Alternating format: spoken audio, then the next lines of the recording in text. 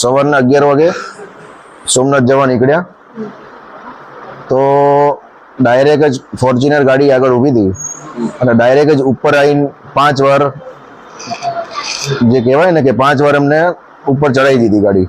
પછી એમાંથી 15 પાછળ ગાડી હતી ક્રેટા, બંને ગાડી બ્લેક ફિલ્મ હતી, નંબર પ્લેટ હતી નહીં અને બે ગાડીમાંથી લગભગ 15 થી ઓછા મતલબ 12 થી 13 જણા ગાડીમાંથી ધોકા લઈને બધા નીકળ્યા અને જે ધોકા હતા એ લોખંડના હતા અને જે કાચ આખી ગાડીના કાચ બાજ મારા બધા ફોડી નાખ્યા. પછી મને બહાર કાઢ્યો, મને કીધું બહાર નીકળ શબ્દ બધા બોલીને અને મને રિવોલ્વર બતાવી કે આ તારી આટું 2 નંબરની રિવોલ્વર લાવ્યા છું, તને પાડી દેવાનો છું એમ કરીને મને 4-5 પગમાં જે ધોકા મારે એમાં ફ્રેક્ચર થયું છે અને હાથમાં ફ્રેક્ચર થયું છે.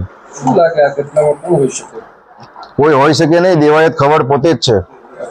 બધા જે 12 થી 15 જણા હતા, 12 થી 15 જણા બધાએ મોઢું બાંધેલા હતા. પછી છેલ્લે જેનું દેવાયતનું મોઢું ખુલી ગયું એટલે મને ખબર પડી કે દેવાયત છે. તો મેં 5 વાર કીધું દેવાયતભાઈ રહેવા દે, પણ એ કોઈ માન્યો નહીં. એટલે પગ મારી માર્યું અને આ રિવોલ્વર તારા આટલું લાવ્યો છું 2 નંબરની, વડાકો કરીને તને માન નાખવાનું થાય છે, તું જો કેસ બેસ કરતો મારી